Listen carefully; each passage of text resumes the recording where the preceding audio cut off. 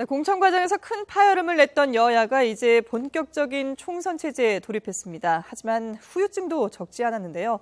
전 청와대 행정관을 역임한 서성교 바른정책연구원장, 그리고 전 정의화 국회 부의장 비서실장이었던 차재원 부산 가톨릭대 교수와 함께 전국 알아보도록 하겠습니다. 두 분 안녕하십니까? 예, 안녕하세요. 네. 먼저 새누리당 얘기부터 안 할 수가 없는데요. 네. 일단 어제 긴박하게 새누리당 최고위원회가 움직이면서 마지막에 아슬아슬하게 이제 후보 등록 마감 시한을 얼마 남겨두지 않고 결국은 이른바 진박이라고 불리는 3명은 공천을 하고, 그리고 이재호 의원과 유승민 의원 지역구는 무공천 지역으로 남겨뒀거든요. 어제 그 새누리당 움직임, 긴박했던 상황들 좀 어떻게 보시는지 먼저 분석을 좀 해주시죠. 예, 김무성 대표 입장에서는 사실 나름의 자신의 정치적 생명을 걸고 한 수를 던진 셈이었죠. 네. 그래서 결과적으로 보면 김무성 대표가 상당한 전리품을 챙긴 것으로 보입니다. 네.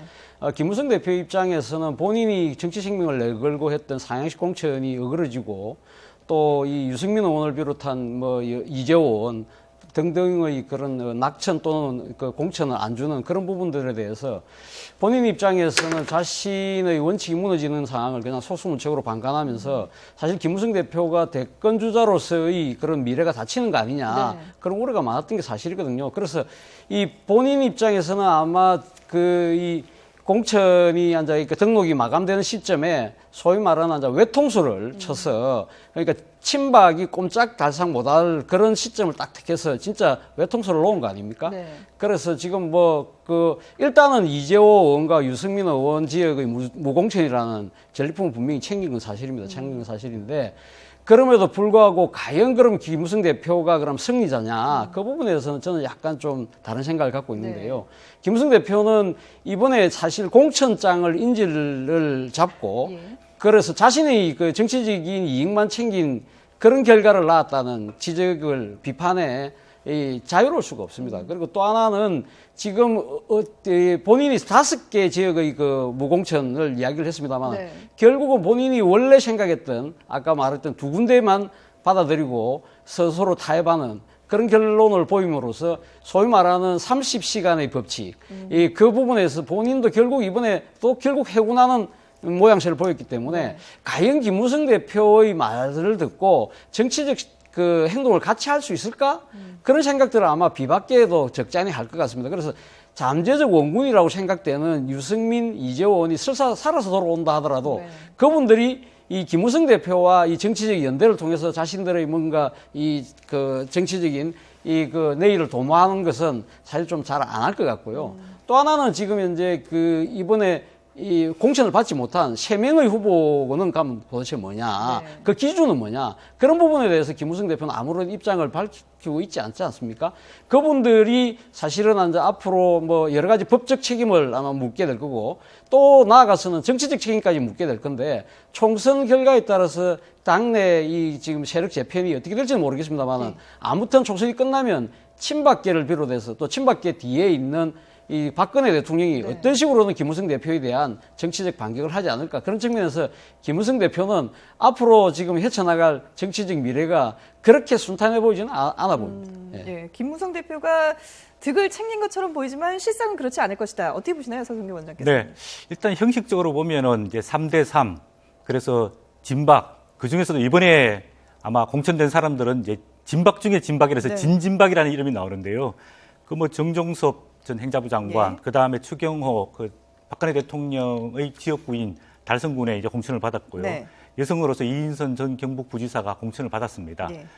반면에 그 대통령의 핵심적인 인사들에 대한 공천을 해주면서 본인은 이제 비박계 핵심이라고 이야기할 수 있는 유승민, 이재호, 또 송파을에 아마 김영순 전 구청장이 당선될 것으로 보여지는데, 이런 실리를 챙겼지 않느냐 보여지고 있고요. 쉽게 말하면 이 갈등 끝에 양측에서 나오는 반응을 보면 친박과 청와대 쪽에서는 굉장히 당혹스러워하는 입장이고요. 네. 김무성 대표 입장에서는 조용히 침묵하면서 만면의 미소를 짓고 있는 그런 입장을 본다면은, 네. 아마 김무성 대표가 완전한 승리는 아니지만 우리 유도에서 말하는 절반의 승리는 했다고 보여지는데, 아까 교수님께서 말하시는 대로 네. 이제 앞으로가 관건이라고 보여집니다. 왜냐하면 이번을 계기로 해서 친박 진영, 특히 박근혜 대통령과 각을 세워서 대립하고 갈등하는 모습을 보였기 때문에 본인의 앞으로 총선 이후에 7월 달에 있을 전당대회, 그다음 내년에 있을 대선 후보 선출 과정에서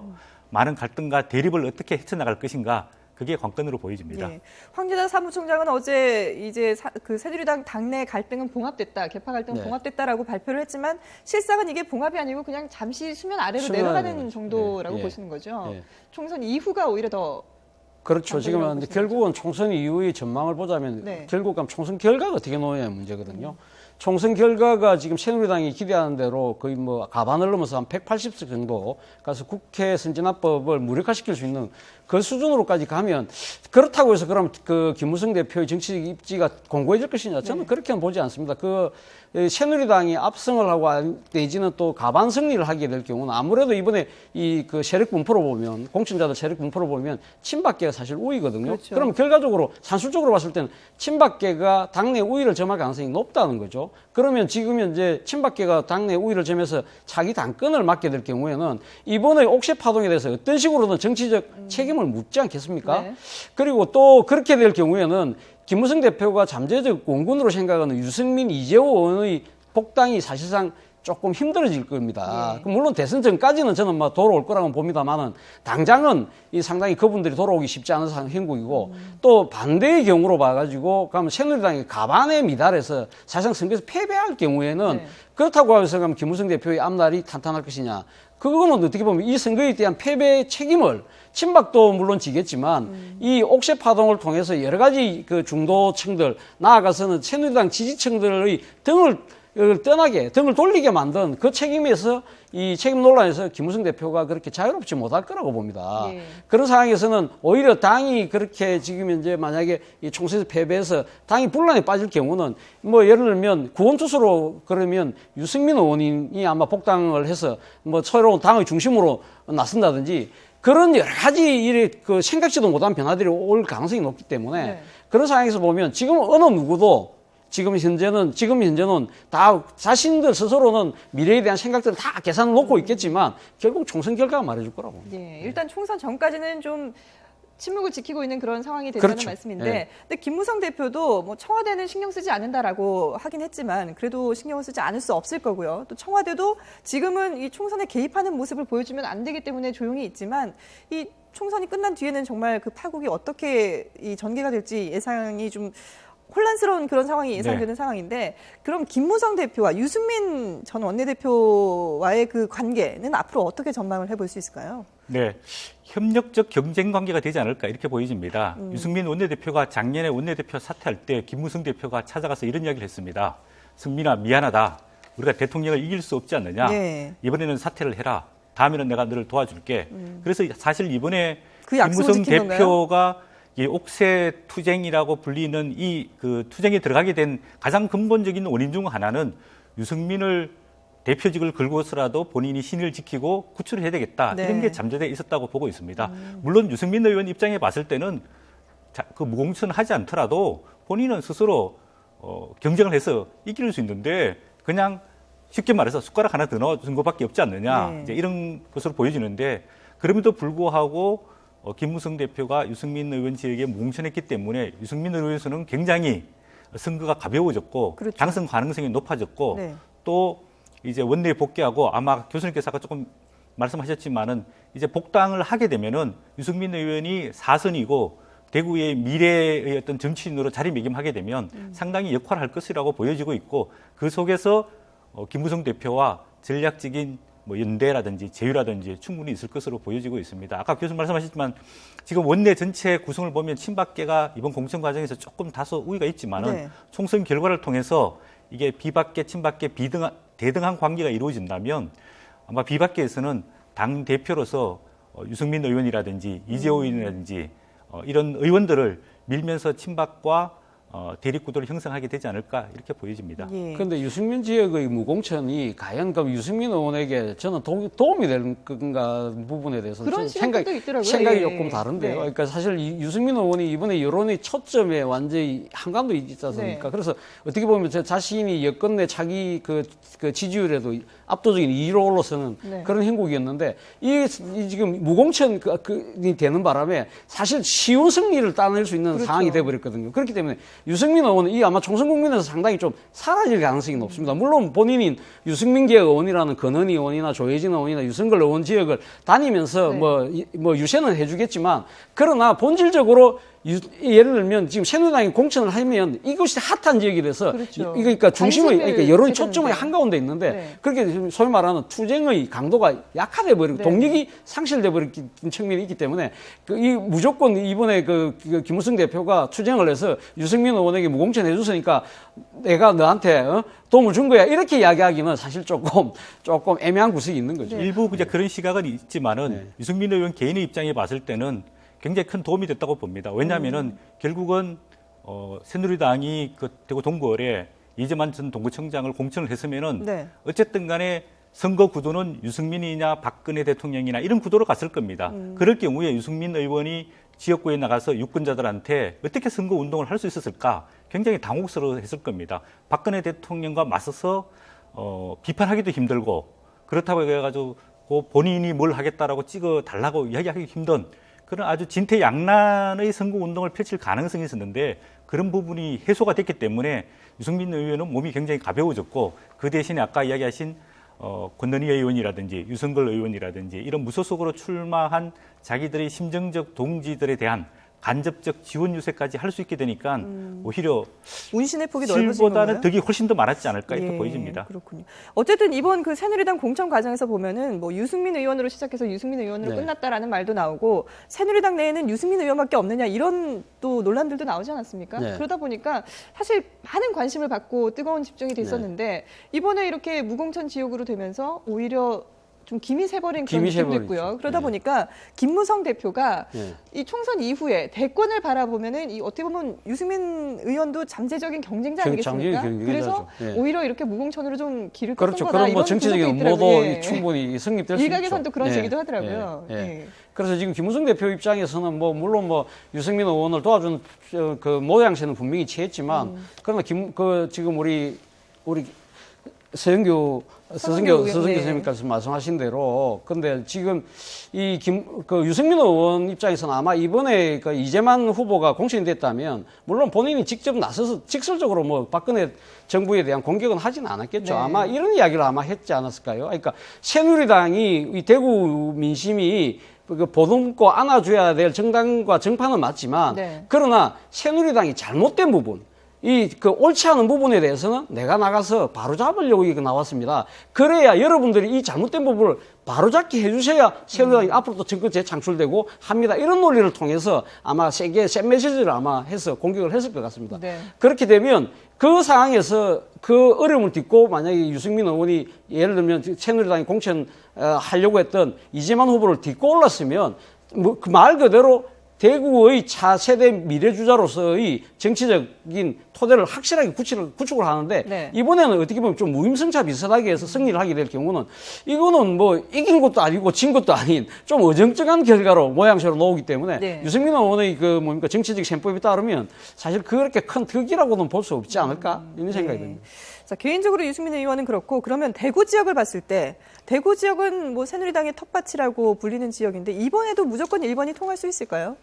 네, 이제 유승민 의원 지역이 무공천되면서 네. 대구 전체 12개 지역의 선거 구도가 이게 좀 불명확해졌습니다. 네. 그전에는 그 박근혜 대통령의 정치적인 절대 지지 기반이기 때문에 대선 때 뭐 80% 박근혜냐, 넘기도 했잖아요. 그다음에 예. 뭐 박근혜 아니냐 이런 구도였기 때문에 무조건 박근혜 대통령을 이제 찍는 기호 1번을 찍는 분위기였는데 네. 이번은 일단 유승민 의원이 무소속으로 해서 기호 1번이 아니게 되고요. 그다음에 같이 연대하고 심정적으로 연대를 하고 있는 유승걸 의원이라든지 권은희 의원이라든지 이런 분들도 또 기호 뭐 4번, 5번 아직 그렇게 배정이 될 것으로 보여지는데 그렇게 될 경우에 1번을 다 찍기는 좀 어렵지 않을까 이렇게 보여지고 있습니다. 알겠습니다.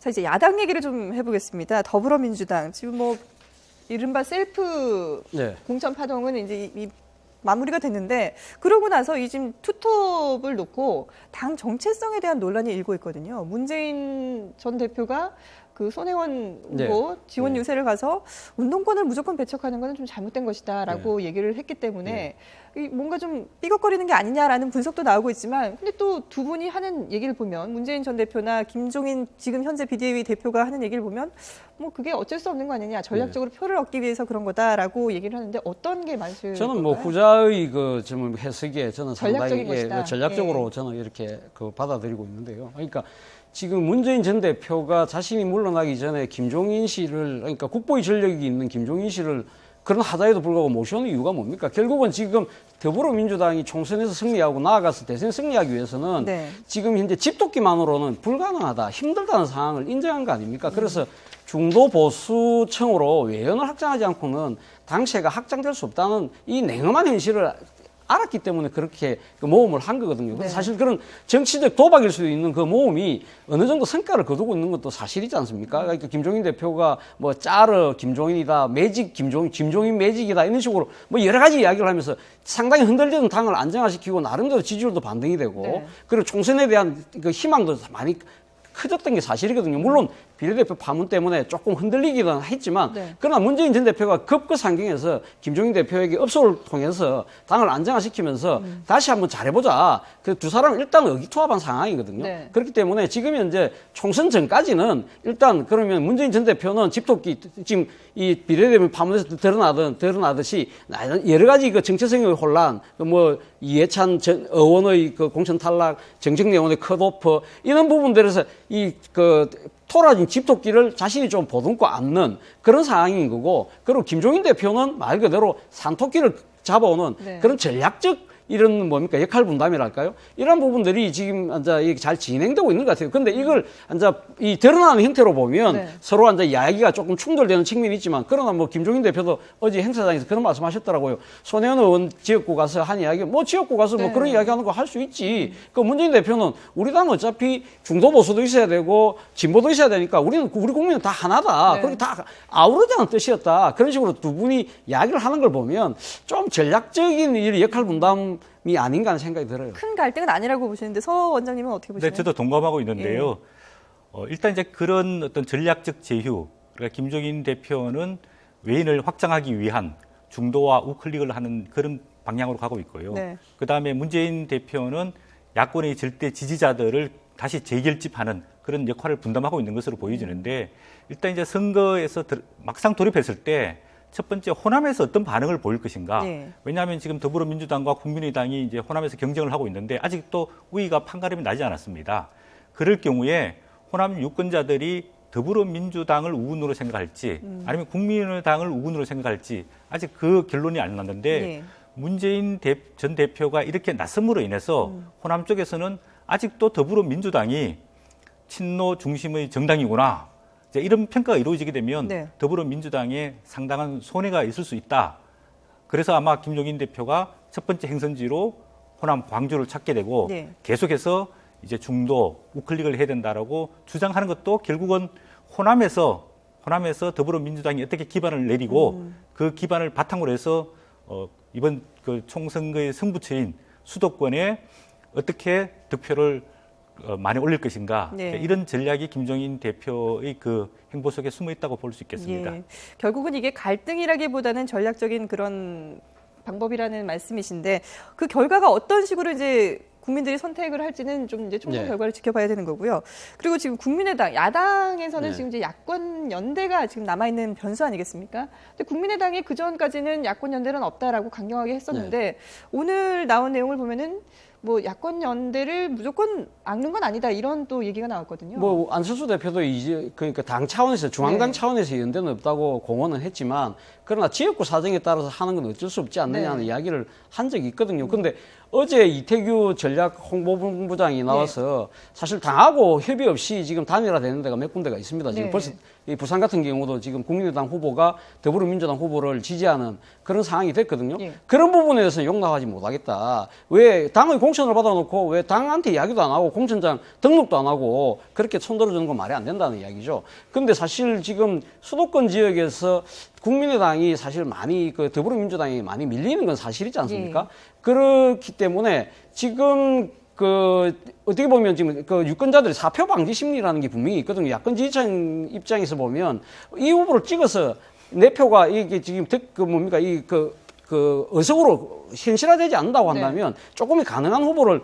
지지하려는 성향이 분명히 있기 때문에 그러한 이런 지금 이 야권 단일화에 대한 연대에 대한 그런 사실 물꼬는 터져 있는 셈이죠. 네네. 그럼에도 불구하고 문제는 국민의당 입장에서는 그걸 용인할 경우는 당이 존립 기반 자체가 허물어질 가능성이 있기 때문에 아마 제 생각 막판 정도 가면 아마 이 지역별로 여러 가지 몇 좀 군데는, 해서 셈법을 따져서 아마 물밑 접촉을 통하든지 어떤 식으로 하든 조금 주고받기식의 이런 단일화 또는 연대 이런 논의가 되지 않을까 생각이 드는데 문제는 이 지금 4월 4일 이전까지는 이루어져야 된다는 겁니다. 4월 4일부터는 투표 용지가 인쇄가 되는데 그렇죠. 그때까지 만약에 안 되면 투표 용지에 사퇴한 후보가 그대로 남아 있거든요. 네네. 그것이 사표가 될 가능성이 높기 때문에 그런 차원에서 본다면 시간이 조금 촉박한 것도 사실입니다. 예. 서원장님 이번 총선의 가장 큰 변수 중 하나가 이제 야권 후보 단일화입니다. 네. 왜냐하면은 선거를 뭉치면 이기고 분열하면 패배하게 돼 있습니다. 최근의 수도권 상황을 보면 야권이 분열한 곳에는 여당 후보가 우세를 보이고 있고요. 여권이 분열한 곳에는 야당 후보가 우세를 보이고 있습니다. 그럴 정도로 이번 총선 전체 승부의 판가름은 아마 야권 후보 단일화가 있는데 네. 문제는 분명한 원칙과 그다음에 이 야권 후보 단일화를 해야 된다는 절박함이 있어야 되는데 국민의당 입장에 봤을 때는 양당의 기득권을 타파하기 위해서 나왔겠다. 이렇게 창당한 명분을 내세웠는데 여기서 다시 야당과 더불어민주당과 야권 후보 단일화를 하게 되면 예. 정말 당 존립 근거가 명분이 없어지게 됩니다. 그런 측면에서 국민의당이 야권 후보 단일화에 쉽게 응하지 못하는데 결국은 총선이 야권 분열로 인해서 패배하게 된다. 그럴 경우에는 그 패배 책임 상당 부분을 국민의당이 또 져야 하는 현실적인 문제가 있기 때문에 아까 네. 교수님께서 말씀하신 대로 이제 총선 후보들이 다 등록을 했고 어느 정도 우세의 판가름이 이루어지게 되면 지역별로 다소 야권 후보 단일화가 진행될 것으로 예상이 되고 있습니다. 예, 알겠습니다. 말도 많고 탈도 많았던 공천이 이제 모두 마무리되고 후보자 등록까지 마감이 됐습니다. 이제 4월 13일을 향해서 여야 모두 달려갈 일만 남았는데요. 오늘 두 분 말씀 들어봤습니다. 지금까지 서성교 바른정책연구원 원장 그리고 차재원 부산 가톨릭대 교수 두 분과 함께했습니다. 고맙습니다. 감사합니다. 감사합니다.